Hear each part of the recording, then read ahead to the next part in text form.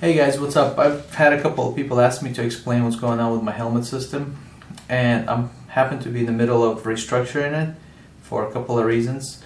So I figured this would be a good opportunity to explain what I have going on here, which is a really good setup and there's nothing really wrong with it. I'm just looking for something a little different for my purposes.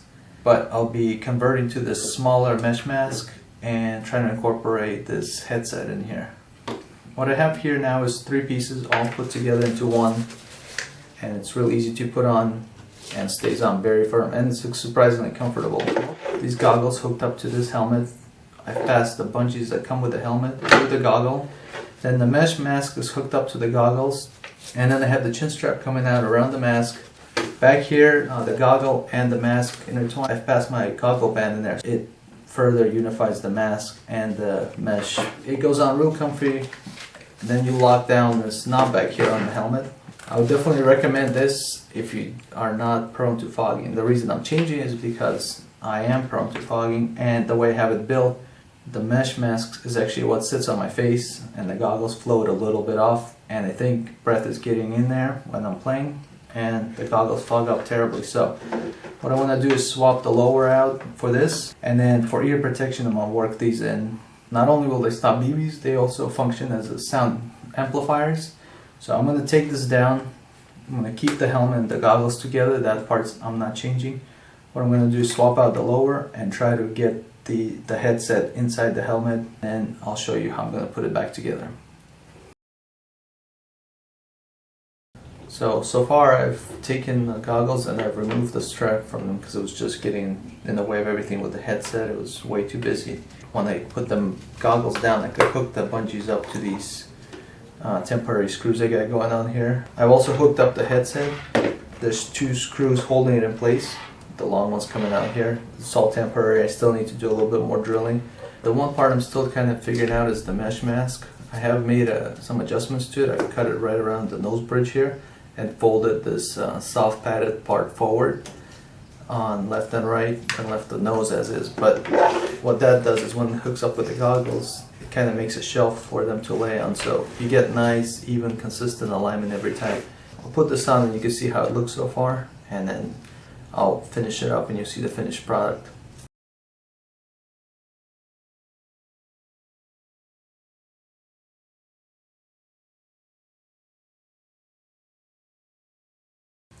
Alright you guys, so here's the finished piece. What I had to do since last update is I've actually drilled into the metal bend on these on this headset and put a nut on the other side to catch this hook coming in here.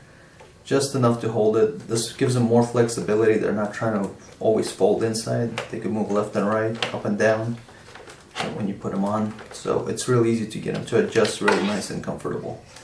Then on the outside here I have a fisheye hook going on. You could always move the hook up or down depending on your needs. Or you could add a second hook, because it's doing 3 things here. It's holding the headset in place, it's holding the bungee for the mask mesh, the scrunchie is just looped around the mask, and it's looped around the fisheye hook, and it's letting the goggles hook up to it.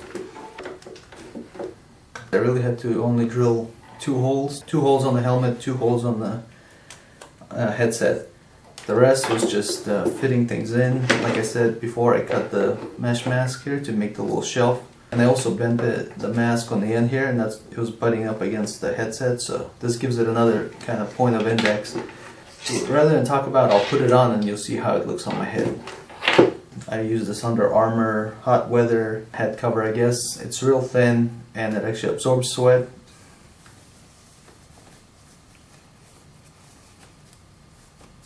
The first step, you put the helmet on like you would, and you want to get the straps out of the way. One tip is to loop them around these hooks, just so that they're out of the way, and then you just slide it on. Alright, and let me turn this on so I can hear myself. So you got that on, put the chin strap on.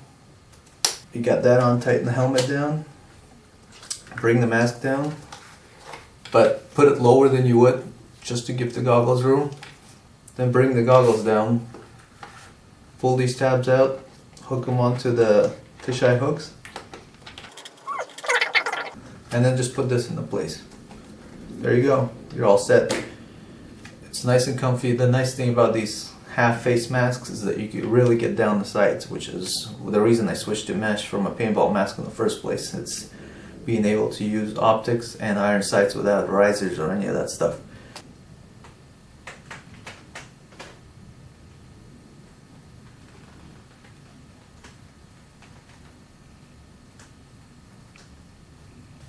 Alright, and then take it off, you just reverse the process.